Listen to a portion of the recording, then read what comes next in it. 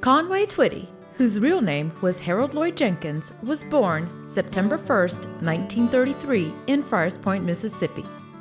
His father, a riverboat captain, soon moved the family to Helena, Arkansas, where young Twitty learned to love country, the blues, and gospel music. Although he had a country band and a radio show in Helena by the time he was 10 years old, as a child, Twitty dreamed of playing baseball in the major leagues. In 1954, when he was still in high school, Twitty played the sport well enough to draw an offer from the Philadelphia Phillies, but was unable to join the team since he was drafted into the Army during the Korean War. While serving overseas, Twitty formed a band called the Cimarrons. When he returned to the States in 1956, Twitty heard an early Elvis Presley record and changed his mind about baseball to focus on a career in music. The following year, Twitty officially changed his name from Harold Jenkins to Conway Twitty, taking his name from two towns he noticed on a road map, Conway, Arkansas, and Twitty, Texas. The newly christened Twitty formed a group called the Rockhousers, which performed anywhere it could, including supermarket openings. Eventually, the group was renamed the Twitty Birds and found some success as a rockabilly band. The band released the song It's Only Make Believe, which initially didn't gain much traction. By 1958, the band was no longer together, but Twitty signed with MGM Records.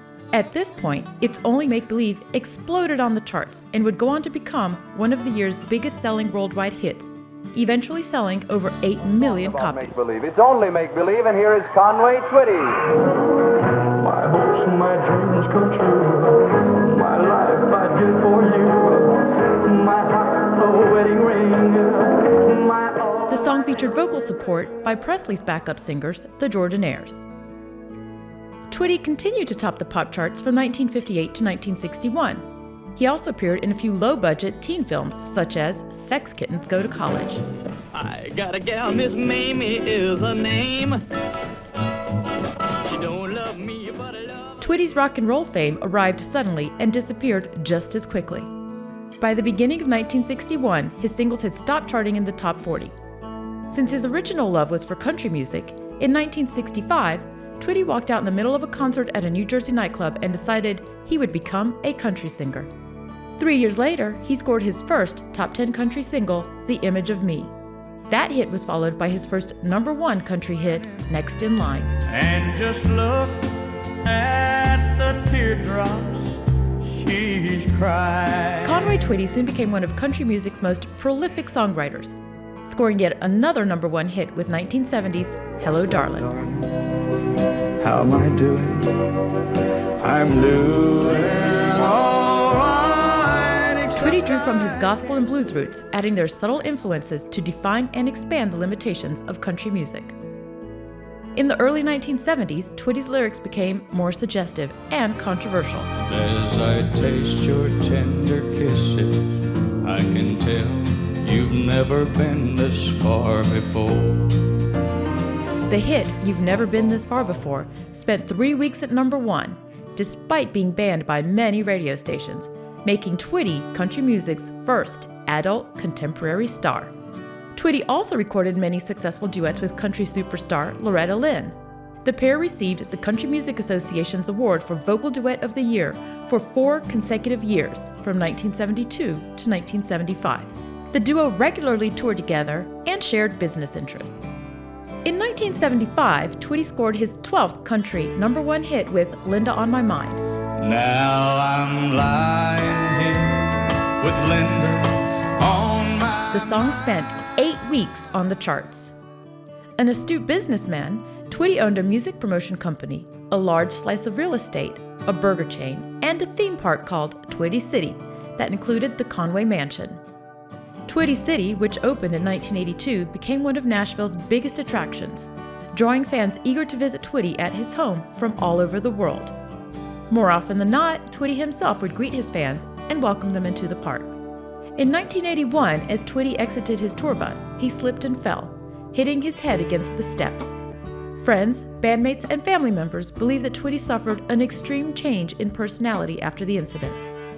According to his daughter Joni, Twitty was not in the right state of mind for several months. Fortunately, Twitty recovered and spent the next decade recording hit songs and touring all over America. In 1988, Twitty received country music's Living Legend Award. Your 1988 Living Legend Award is being presented to Conway Twitty. On June 4th, 1993, Twitty became ill while performing in Branson, Missouri. He collapsed on his tour bus and was taken to Cox Medical Center in nearby Springfield, where he was rushed into surgery to repair a ruptured blood vessel in his stomach. By coincidence, his longtime friend, Loretta Lynn, was also at that hospital, caring for her husband, who was suffering from diabetes. I went over to him and he said, "Do you want to see Conway?" I said, "Why? What's wrong?" He said, "You want to see him? You're going to see him for the last time alive." So I went in telling Conway, I said, "Conway, don't you die on me." I said, "You know you love to sing." They come in right behind me and said, "Conway died." In the early morning hours of June 5th, 1993, Conway Twitty passed away. He was 59 years old.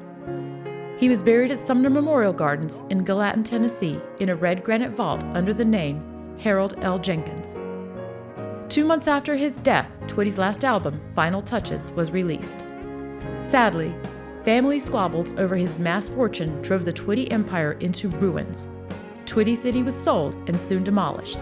Much of Twitty's belongings, including precious family photos, were also sold at auction. While Twitty's sudden death and his family's infighting marked a sad ending to his incredible career, his place in country music history will never be erased. Conway Twitty scored over 54 #1 country music songs and even a #1 rock and roll hit with Make Believe.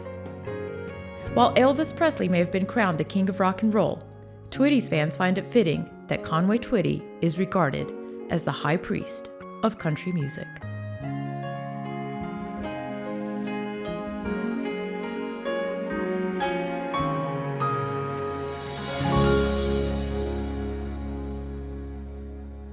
Thank you for watching. Don't forget to like this video and to subscribe.